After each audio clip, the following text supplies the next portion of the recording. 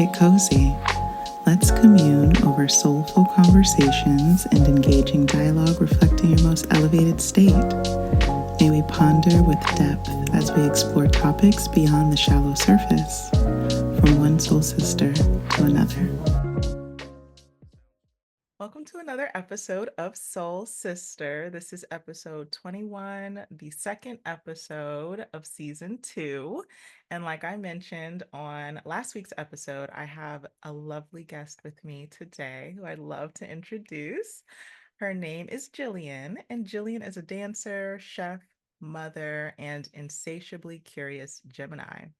Motivated by a lifelong passion for movement and deep fascination with sensuality, Jillian fell in love with sensual dance and movement in the early 2010s while pursuing a degree in political science in New York City.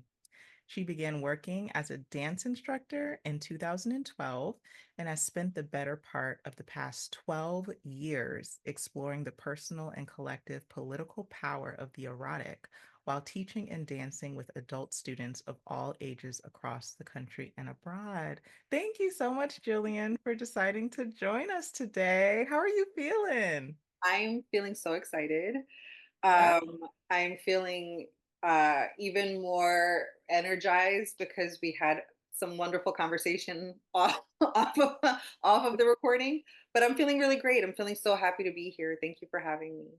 Thank you for joining. Yes, I definitely wanted to talk to you about this topic of embodiment after I took one of your classes on Zoom, which was really fun. And you kind of led us through the power of sensuality, but I didn't really get the background on how you got into this type of work. So, can you kind of tell me the story of how your experiences of embodiment led you to this practice of sensuality and dance? Like, where did the curiosity start for you? Oh my goodness. So I will definitely say that it's been like a lifelong journey, to be honest with you. The dance part The dance part started when I was a kid. I was maybe like 5 or 6. My mom, she used to work for a nonprofit organization in my hometown that was largely, uh, largely geared towards supporting the Latin American community because where I was raised has a very large Latin American community. And they would put on like cultural events and performances. And I literally remember the first time I saw like this Hispanic folkloric dance troupe that they would hire doing a performance at like my local library. And I feel like it was like the movies or the TV where you just see like the child just like their eyes are huge and they're just having like this aha brain blowing moment. And I was just like so in love instantly with how dance makes me feel things. Like it can make me cry hysterically. It can make me so excited that like I want to pass out. Like Yeah. it just lights me up and it always has since that first dance performance. So that's how that started. And that led into me actually joining that folkloric dance troupe when I was a kid. And eventually into me taking taking sensual movement dance classes along with other kinds of dance classes. But the sensual part, I think the curiosity was also there from childhood, which I know sounds weird. No, Before, yeah, I'm like, before maybe anybody listening to the podcast is like, what? What I no, mean by that, we're sensual beings too. yes, exactly. And what I mean by that is like, I feel like since I was a little girl, I was so fascinated by characters like Jessica Rabbit, Oh, like yes. Catwoman, Mhm. like Poison Ivy, where I was just so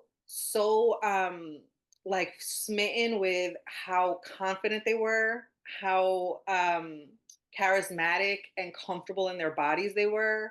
And then Yeah. obviously these are cartoon women, but the ways that they would like slink around and move. And I just found them so interesting, like so much more interesting, in my opinion, which whatever, we're not, this is not the conversation about internalized misogyny, but like more interesting to me than the way that like Wonder Woman was drawn or Supergirl or somebody else who didn't get to like be bad and do these things that I guess were, I mean, the sensual nature of these characters was implicitly coded as being bad, which is why like Jessica Rabbit says like I'm not bad, I'm just drawn that way. It's like that's Mhm. literally what was put on them. But for me, it was just like they were incredibly interesting. I thought they were so cool. And I guess like my real life images of that was like Lil Kim, who was like my probably this is probably again like maybe red flag city, but she was like my icon when I was a kid. I was like, she's amazing. For a lot of women. That's Yes. The so 90s was a wild time. If anybody's listening to this and they weren't there for the 90s, it was a wild time. But well, I was very fascinated with just like women who it seems like got to just be. Um they didn't seem to, I mean, I know a lot more now that I'm an adult, but it seemed like these women, whether fictitious or real life, were able to just be in their bodies in a way that they wanted, even if that was transgressive. And that was something that seemed really, really interesting because I didn't feel like I could just be, not even in a way that was sensual, just like in a way that took up space. So that was already when I was a kid, feeling these things, being drawn to them. And by the time I got to college, many years later, I wasn't doing as much dancing because I was trying to get my grades and like I was enjoying, I mean, but even then, like I joined a sorority, so we were like step and stroll and do different things. It was different kinds of dance. But the entry into these sensual movement classes for me as a student came at the end of a horrible breakup. I like had we spoke a little bit offline, but like I had a college boyfriend for most of my time in college who was not a great partner for me, was pretty abusive emotionally and mentally. I left that relationship feeling really just low about myself. And I remember getting to a point where I was like, okay, I need to and I want to focus on either coming to love the things about me that I can't change or changing the things about me that are really actually bothersome to me and figuring out, parsing out which one is which and maybe like examining why I'm not really liking these things. And so I felt like one of those things was like, okay, I'm not feeling great in my body. I can change that by being more active. I didn't want to join a gym, so I started taking these dance classes because I also felt like I love to dance. I love sexy time stuff. Let me take these classes, and I got hooked. I ended up starting to take classes like 5 days a week. wow. I was just like in there constantly taking floor work and lap dance classes, striptease classes, and I came to realize that like, oh wow, like this is bigger. This is bigger than just like a shitty ex. Like I'm having a hard time looking at my own face in the mirror. Like I Mm. can't look at myself without judgment. I can't be I'm realizing and recognizing like my inability to actually be embodied, to be in my body and be in a space. I'm in a space and I'm constantly in my head thinking about like how I don't measure up or feeling at that time in my life like resentment towards other women that I don't even know. Like how what a sad place that I was in. Like I want to give that person a hug, my old self, like to not be in a place and be able to like just see the beauty of another woman and be like, "Hey, I want to let you know like you're beautiful. Yeah. That's it. Bye." Or like, "Your hair looks great today." Instead of being like, "Oh my god, why is she here? Her hair looks so good and mine looks like shit today and now I'm mad," or whatever kind of stuff. Like I was really in a dark place, and taking these dance classes helped me to see that like there's another way. You can just be in your body, have fun and enjoy what it's like to be in that experience, and by extension enjoy seeing other people be in that embodied place, and then y'all can be embodied together, and it doesn't even have to be anything other than like playfulness and joy. And it changed my whole life. So that's a long roundabout way to say I had a shitty breakup and then I started taking classes, and it changed everything. It changed the game. And how did you kind of transform from, or progress, I should say, from taking the classes and really enjoying that experience to starting to teach them and creating your own company out of it? Yeah. So wow. I, like I said, was there constantly. I Mm. was like in every dance class that uh, I could book a spot in. And if you weren't able to tell, I'm really chatty. and I started to feel more comfortable in the space. I'm more chatty now than I was back then because now I'm more comfortable. But back then, I kind of felt like I had to be in a space for a little bit before I could kind of like start feeling like I wanted to chat people up. And I started doing that, and I got to know the instructors who were there. And that studio that I used to dance at, the owner of the studio was actually teaching at that time. So I got to Mhm. know her a little bit. And as I was taking these classes, my actual dancing was improving, and my because this was something I was like living, eating, breathing, because I do tend to get obsessed about some things, and I will like be stuck on them and focus on them for a while. So I was like really learning and internalizing like how these moves were being taught in that dance studio. And then I was eventually reached out to by the instructor, I mean the instructor, the owner, and offered a position to become an instructor. And I was like, oh, like me? Like, okay, sure. And that was also transformative for me. It really gave me the ability to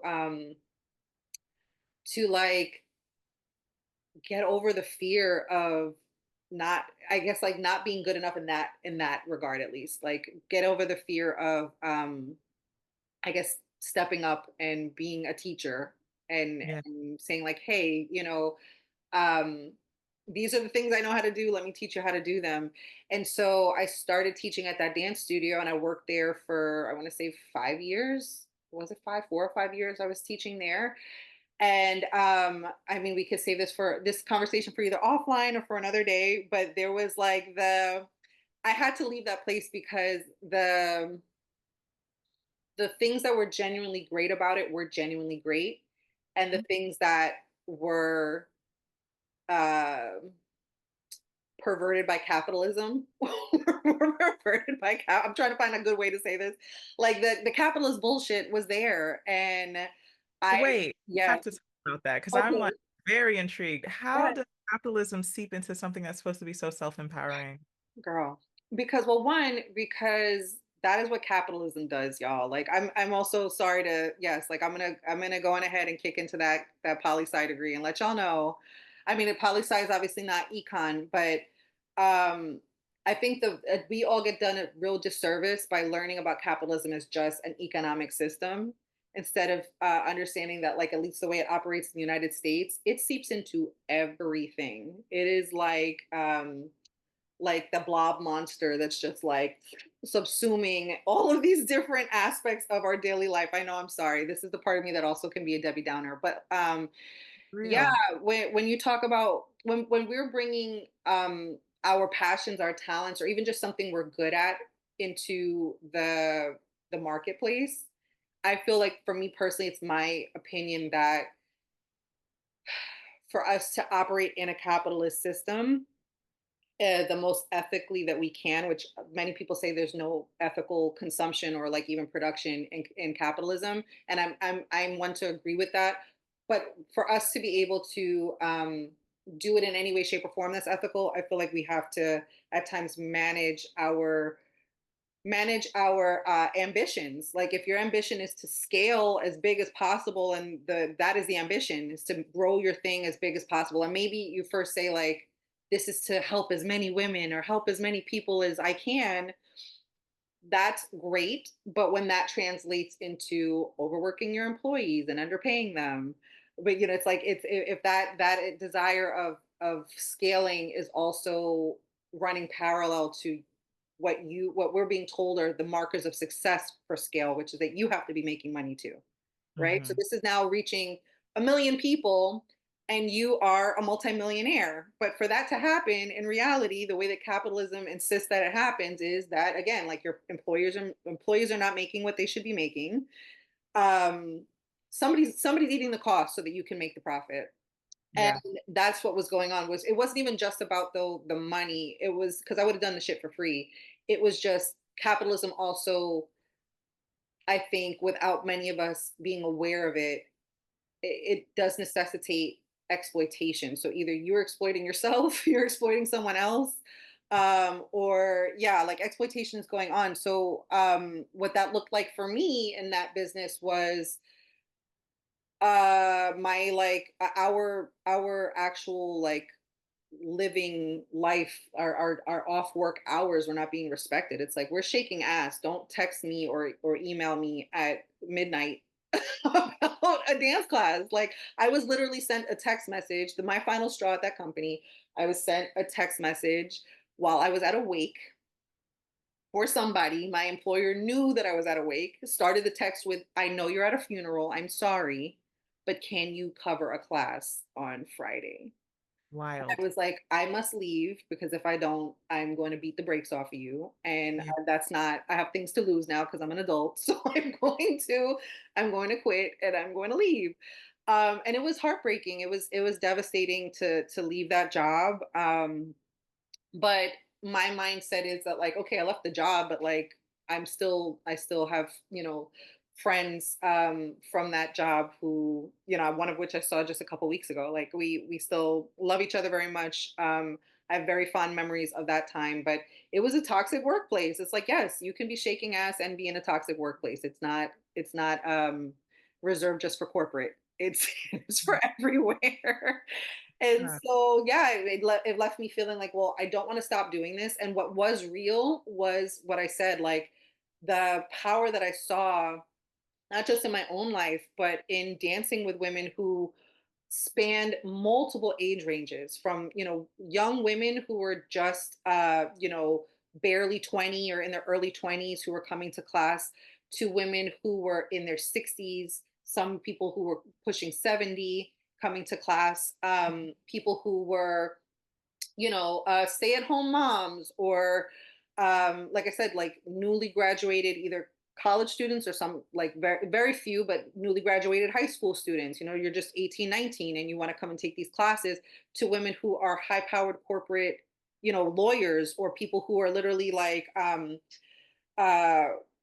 trying to, I mean, in my mind, I'm like, everybody's going to hear this. So I don't want to give away stuff that's maybe going to be like, this is who I'm talking about, but like people who are like high up in the entertainment industry where they're doing things in media that you know are important. Like you got like Emmy award winning people and different things like that. Like police officers, women who served in the military. We had all these people. This is New York City, so we had all these people coming through the doors of this business, and it was so dope to see for those of them that were regulars, like how just being able to come and be yourself in a safe community where you could explore these topics and learn to get back into your body, to be in your body, Mhm. how that impacted not just like their self-esteem, but like choices people were making with their lives. You know what I mean? Like choices to not do something or to do something or to pursue something that they were afraid to pursue or to end a relationship or even just to have a place where they could come and share what they were going through with people that Mhm. wouldn't judge them because they had enough space. And I wanted to keep doing that. I didn't want to stop doing that just because I wasn't living. I was basically living at the studio, but just because I wasn't working there anymore, I didn't want that to stop my ability to, I don't know, facilitate a container for that exploration. So, Yeah. yeah, that's again a very wordy way to answer that question, but But there's so many gems in what you said, and there's things about what you said that I want to pick apart. But before I do that, I wanted to kind of understand how you're able to not fall into the temptation to create this capitalistic energy around your business. Like, how are you able to just disassociate that? Because ultimately, you have to make money. And so, how does that work? well, if I'm going to be completely honest with you, I'm still figuring that out. Like it doesn't work very. I'm not gonna say it doesn't work very well because it's possible. I know it's possible, but I'll be honest with you. I feel like my if I hadn't focused on trying to figure out how to do this in a way that I can feel good about, then my business would be in a way different place. You know what I mean? Mhm. Than it is now. I think that I've mentioned this to you offline, but there's definitely a part of me that can overthink to the point of self destruction or overthink to the point of at least like self sabotage, where it's like, I want to do the right thing here so badly that I'm just not doing anything. Mhm. So I will say that, like, especially when I left, I had a hard time because again, like when we're dealing with even just other people who are are so lost in the sauce of the capitalist bullshit. I ended up in thankfully nothing legal, but I ended up in a situation where I was like having being accused by the person who ran that studio of like trying to poach clients, and I'm trying to undercut the bit, like, and I'm like, this is not secession, sis. We're shaking ass yet again. And this is New York City, where like everybody has, you can throw a rock and hit a dance business in New York City. So Exactly. it was kind of like, this is weird. And I was trying to figure out how to do things in the early days. And I'll be honest with you, I got to a point where I kind of just, I've had a lot of stops and starts, a lot of stalls, where like I've been doing this throughout the 12 years. I've always had, there's never been a year in the past 12 years that I haven't been doing dance, but I've been figuring out like, how do I do this in a way where, yeah, like I'm again recreating one part, or bringing in the energy of the dance studio that I loved, but not bringing in the part that I didn't. So for me, what that looks like is, it's been in the past few years figuring out, well, how do we make this accessible? How do I make this something that, yes, I can make money off of, but also something that is not limited to, I don't know, folks who only have, who have disposable income. So, like for instance, for the what I'm doing now is trying to play around with, well, what does it look like to have a sliding scale schedule? What does it look Okay. like to have, I mean, a sliding scale, a rate where it's like, pay what you can within this rate. And I've already done my due diligence. I hate math, but I've done the math to say, okay, if you pay on the lower end, I'm still going to be okay. If you pay on the higher end, then great. But also understanding that I'm not going to turn people away who can't pay. Like, if you want to come to the class. Um, Right. Seeing about, it's 100% possible to do one class a month for free, or, you know what I mean? Like doing different things like that, I think make me feel good. It's not like I don't want to make money. I Mhm. like to have food. I like to, have nice things. But how can I do this in a way where I am able to really feel good about it? Because I feel like it's such a slippery slope when we start like, I mean, it's my opinion that morality is not something that's like a trait that people are just born moral or immoral. I think that morality is a practice. I Mhm. feel like if I had been born with Jeff Bezos money, I'd be doing evil, just Jeff Bezos things. Most likely, I would be an evil billionaire. I'm not disabused from I'm not of the mindset that like I the thing that's missing from the equation is the me. If you give me Jeff Bezos's money, world hunger would be solved. I would be, dropping care packages from the sky like Santa. Like, I'm sure I would like to believe that, but I Right. think that there's a reason why those people have that money and don't. Yeah, I And think what was the phrase absolute power corrupts absolutely. 100%. Yeah, 100%. I And believe. so, yeah, I believe it. So I know for me, I mean, I don't think that a dance business is the way to make Jeff Bezos money.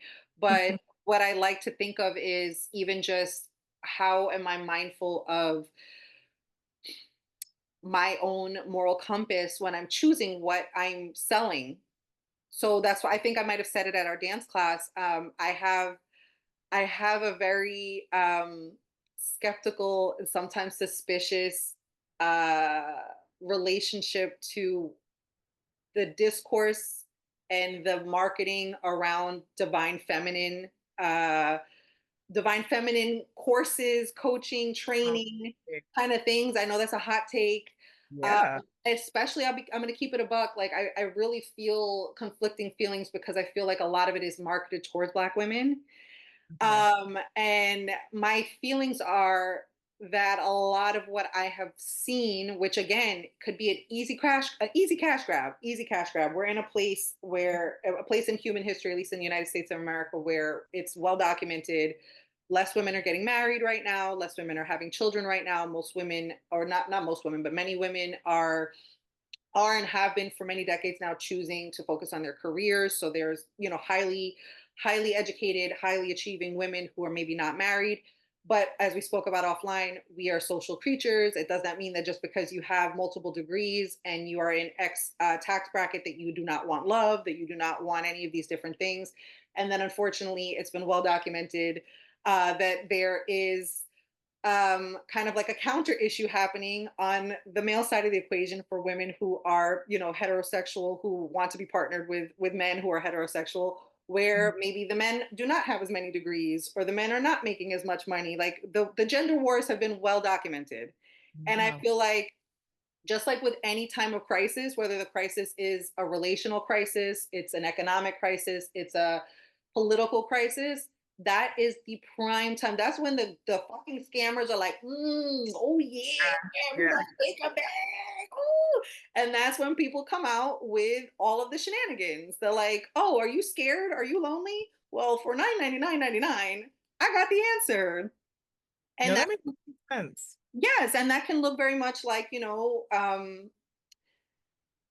the mega church pastors of the world who were telling people to dig in their couch cushions for their last 2 cents to send to them for the prosperity gospel. And that can also look like, do you want to know why you don't have a man right now? Why you got all those degrees but you're lonely? Because you are not in your divine feminine. Yeah. No, you make a And lot of sense, Jillian. And I do want to touch on more about like the intersection between the political and the erotic.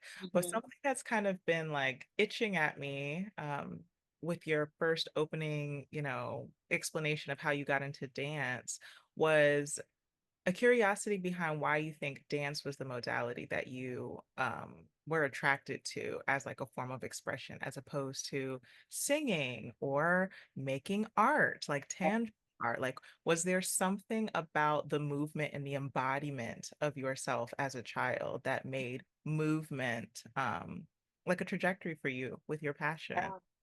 So I also put in my think that was a great question. Thank you for asking.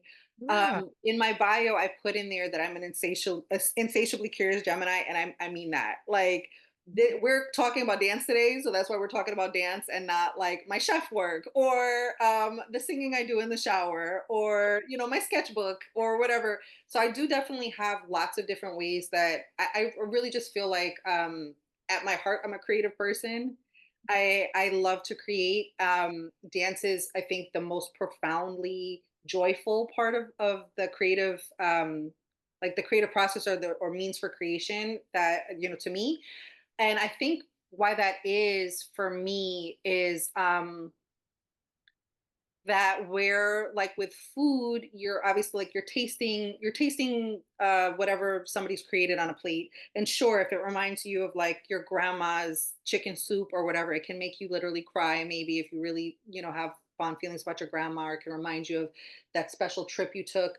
I feel like dance is such a viscerally, like for me at least, it's such like it just transmits emotions in a way that is so deeply powerful to me, like the power of dance um to literally communicate a story, to communicate a feeling, to communicate things that like you can't put into words. Like I just feel like from when I was tiny, like I said, just seeing that dance performance, I was like blown away by how especially with the group that I was watching. Like are you familiar with what folkloric dance is? Not really, no. So folkloric dance, like, and please, anybody who's like a folkloric expert or just a person who knows words and who's listening, please don't judge me if I get this wrong. But like, you know how like folklore is literally like the ancestral stories that get passed on through time, right? It's like the stories of a place, the stories of a people. Folkloric dance is like these dances that are passed on through people. It's like not just like since I was a Hispanic folkloric dance company. It's dances from all over the world, but it's dances that are conveying like time. They're conveying spirit. They're conveying like I really feel like dance is just like I don't know. It's just so powerful. It can literally tell you while you're watching uh, what somebody's experience was like 200 years ago. You know what I Mhm. mean? And I've always been a nerd since I was a kid, and that shit just really lights me up. It's just like, oh my god, I'm watching these people dance in these amazing costumes, and I feel like I'm like transported to I don't know, like I said, like 200 years ago, watching somebody bust this dance out Mhm. in whatever other part of the world. So yeah, like dance for me is just the thing that I feel has the ability to not only communicate that by what you can witness, but when you're participating in it, Mhm. it one instantly makes you aware of, brings just enough discomfort to make you aware of the fact that you have a body. Yes. You are not a mind. You are not just floating computer in the fucking cloud. Like, you are in a body. Yeah. You It makes us at once aware of our existence in a body, but also the ways in which we're detached from the body.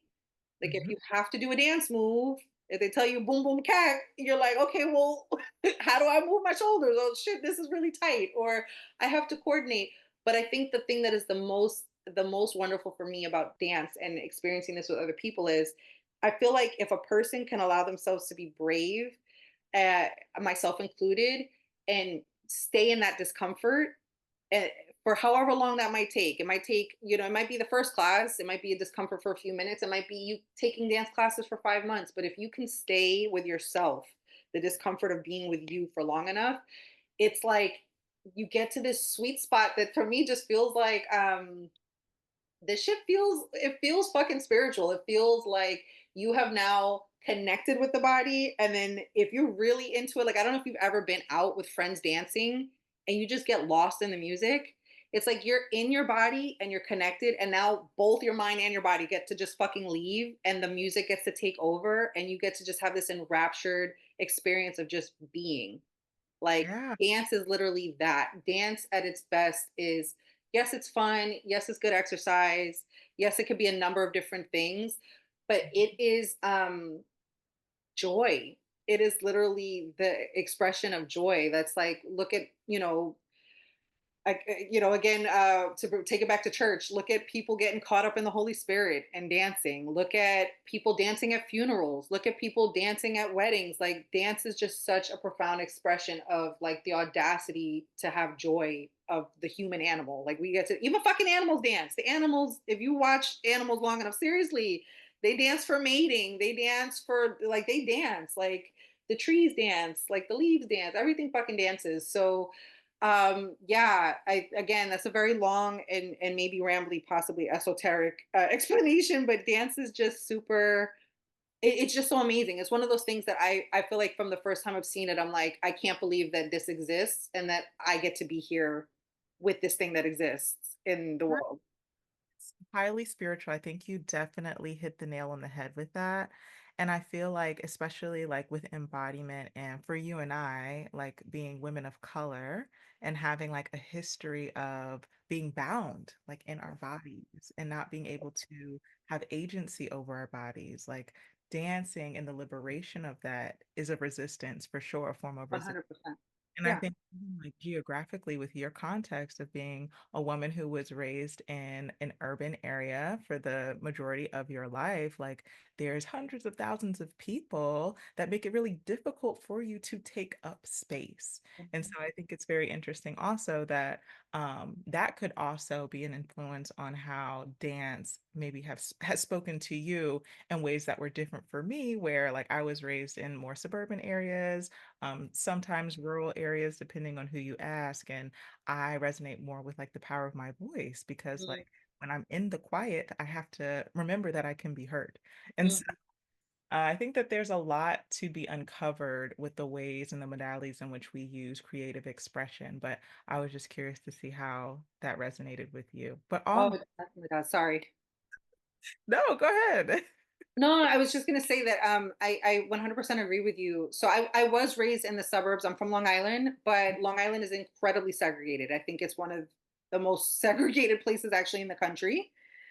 It's Right. deeply segregated. It's de facto segregation. So that means, like, the people, there are political reasons and whatever. This is not the podcast episode for that, but there are actual reasons why Long Island looks the way it looks, but also the white people stay where the white people stay, and everybody else stays where everybody else stays. So even though I was raised in the suburbs, 100%, I was raised in a neighborhood that was, I predominant is not even a strong enough word. It's like basically everybody was black and or Latino.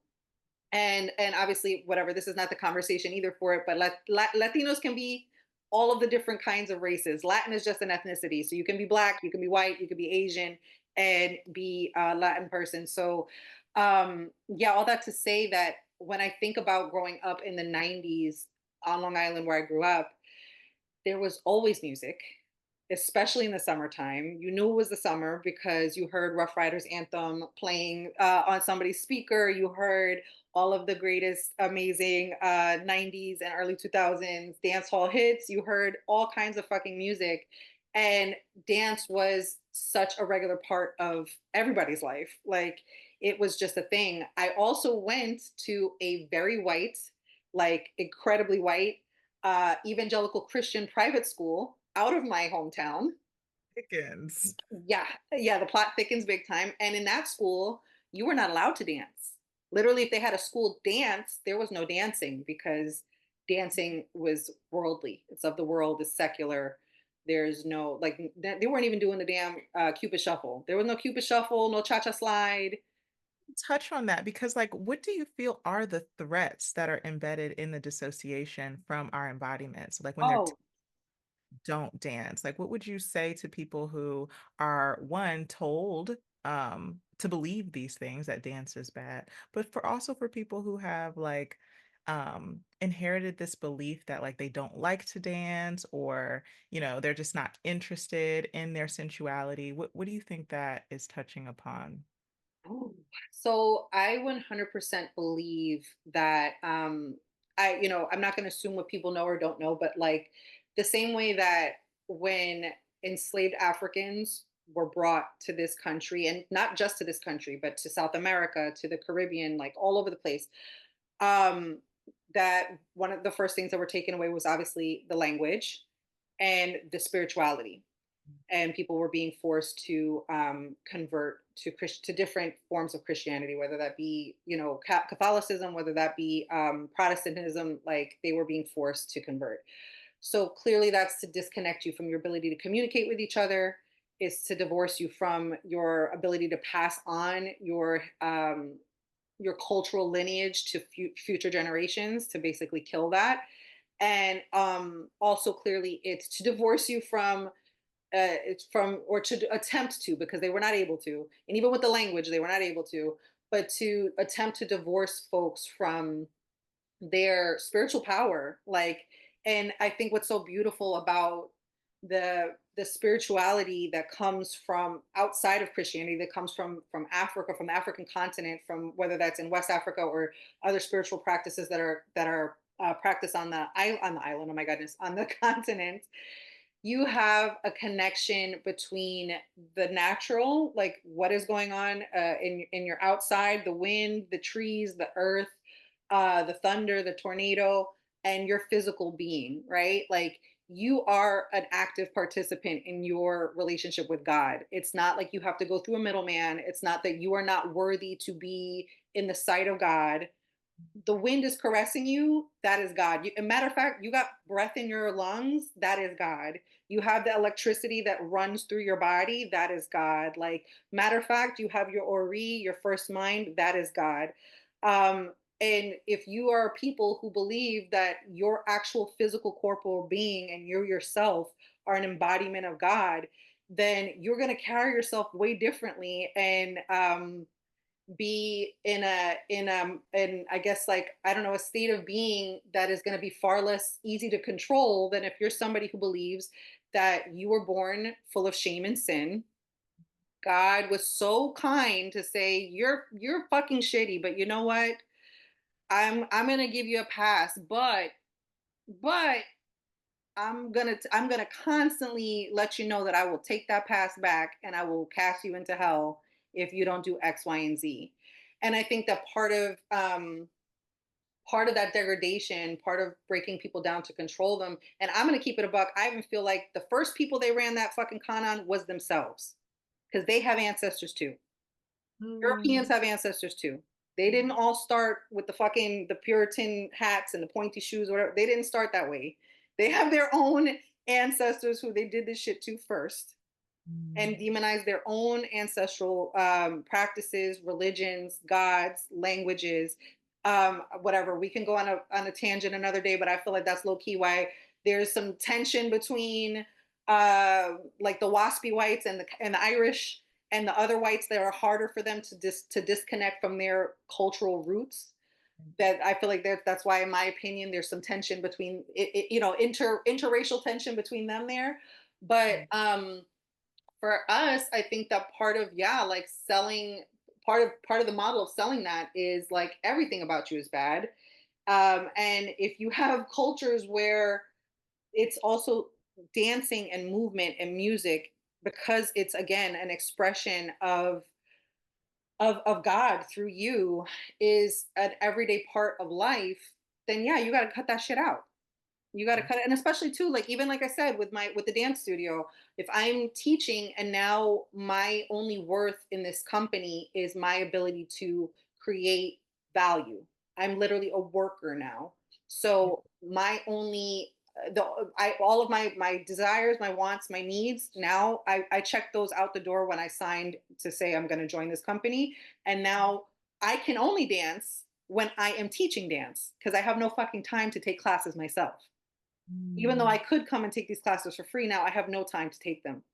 right. So if you're also trying to now um, usher in or find a way to devalue people to where their only worth is what they can create in a capitalist system, because capitalism was perfected and created in chattel slavery. So, like, that's the system we're all working on. That's why everybody in corporate feels the way you do, because your corporate structure is actually based on slavery. Um, what Yikes. I mean, sorry, but sorry about it. But the reality, and it's not even just corporate. You can feel that way working at Macy's. I'm sure the Amazon employees feel that more than anybody. You feel that working in a factory farm. You feel that working in a dance studio, because this is what capitalism does. But I think, again, like, I get to bring it on back around to your actual question.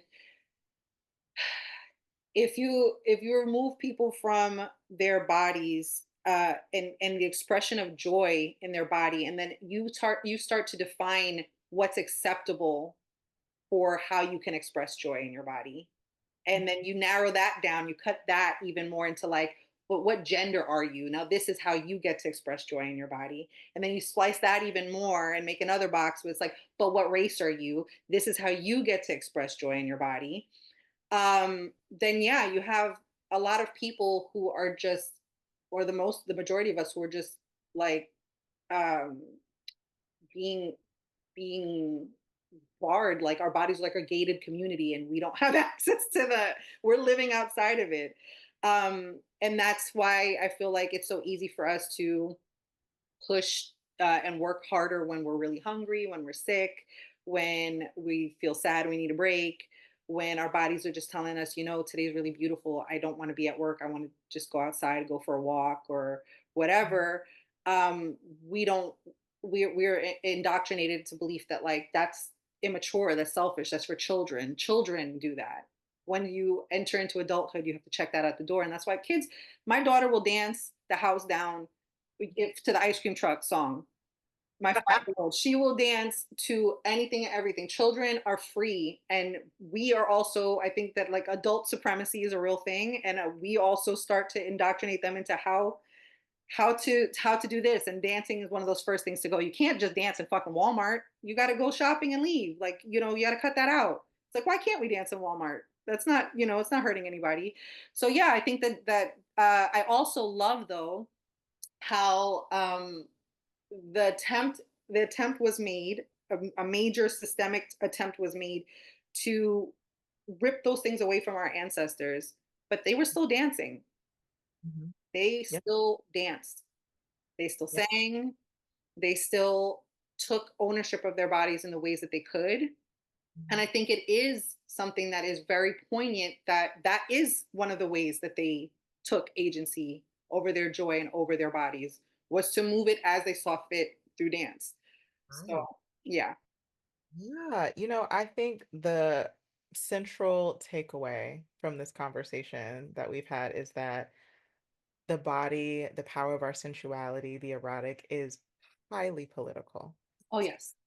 Highly political. So, like, for people who have bought into this and didn't understand that that's what was happening because it's an indoctrination that is happening subconsciously.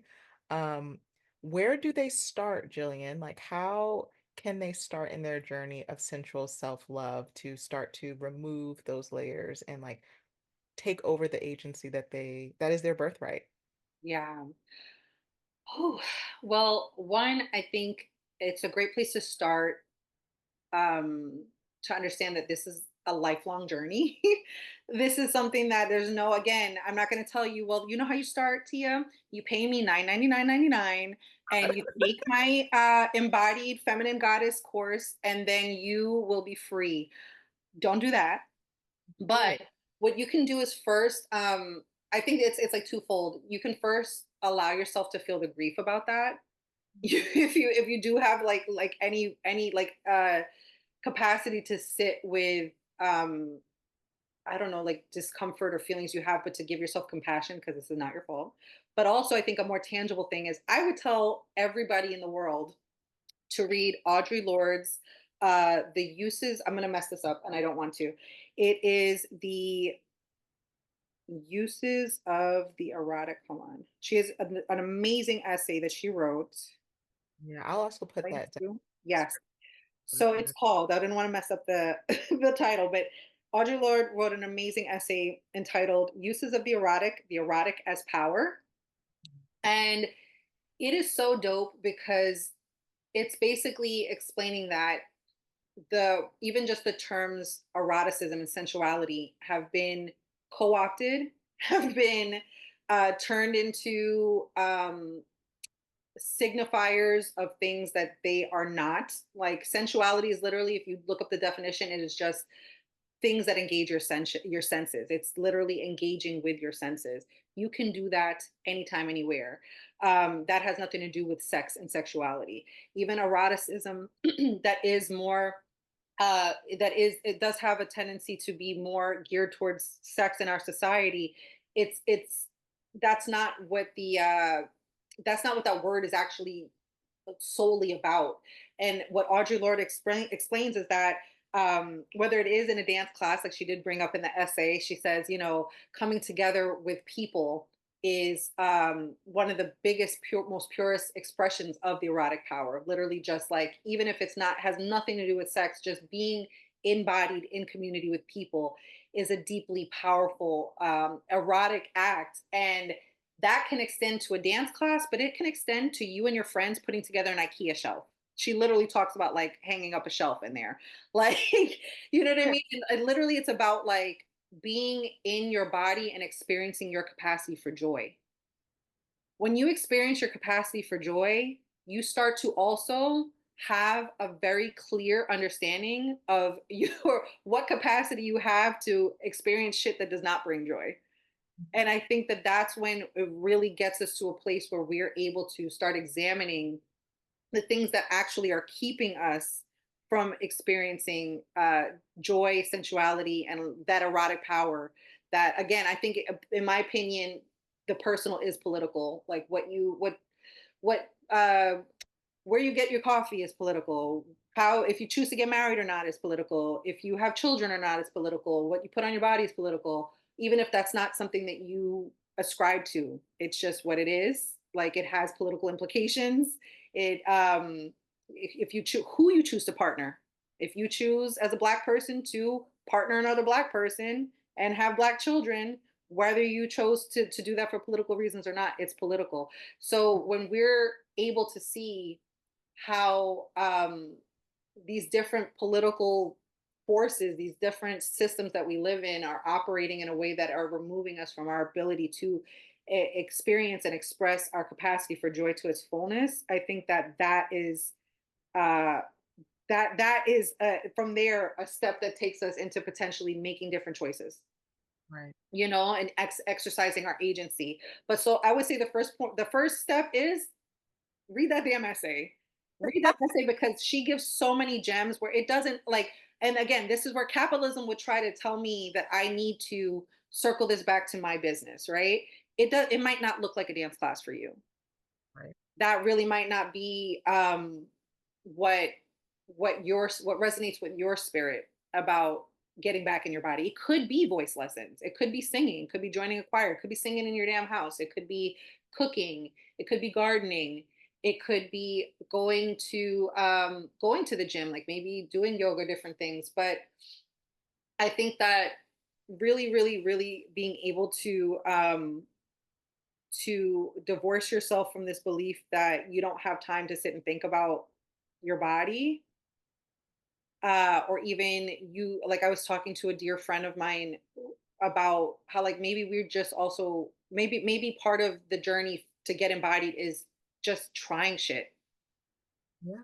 Like take that dance class, take that piano lesson, take that thing that you're telling you is frivolous and uh is silly and you can't do because you have to get the I obviously I cook and I dance, so I'm not good at being like, I don't know what people grown-ups do in their offices, but if you got to get the fucking report in, I don't know what the report is, but if you got to get the report in, the report can wait for an hour while you go and take that rock climbing class, the intro to rock climbing that you really wanted to try out.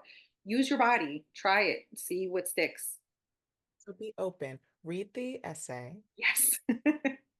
and be willing to resonate with what it is that you actually want to do. So you can kind of understand and have a positioning of where you are in your body. Truly. And I think that, yeah, anything that you can try that again involves your body. And Yeah, especially, it's my opinion that if you try something that you might feel awkward doing, that's a good, yes, safe for you, but it feels awkward. Yeah. yes, for sure. Well, Jillian, thank you so much. You are such a wealth of information. Oh my goodness, you need to profess somewhere in New York City. I'm like, oh my gosh, like she is definitely back to my college days, but I love it. I feel like I have too many I don't have a ton, but I have enough videos of me like half naked shaking ass in 8-inch pleaser heels for me to maybe get a job teaching anywhere. But yeah, I thank you so much. I appreciate it. Yes, please, if you're willing, let people know where they can kind of find you if they're in the New York City area where they can take your class, like any forms of contact that you are comfortable with sharing. We'd love to know. Thank you. So I am literally building out most of my social media. So you can find me on Instagram at Flow State Dance. Will there be anything up there? We'll see. So you can definitely follow me there. You can email me always at Jillian@flowstatedance.com. And I am also building out flowstatedance.com. Flow State Dance is where I think the next iteration of this business that I'm building, that I've been slowly building over the past 12 years, is coming to. So yeah. Beautiful, beautiful. If I ever find myself in New York City, I'm definitely trying to take a class in person, Jillian. Thank you so much for coming on the podcast and talking about this. I will leave all of her information in the description box if you would like to check her out. And until next time. Yay. Thank you for having me. This was amazing.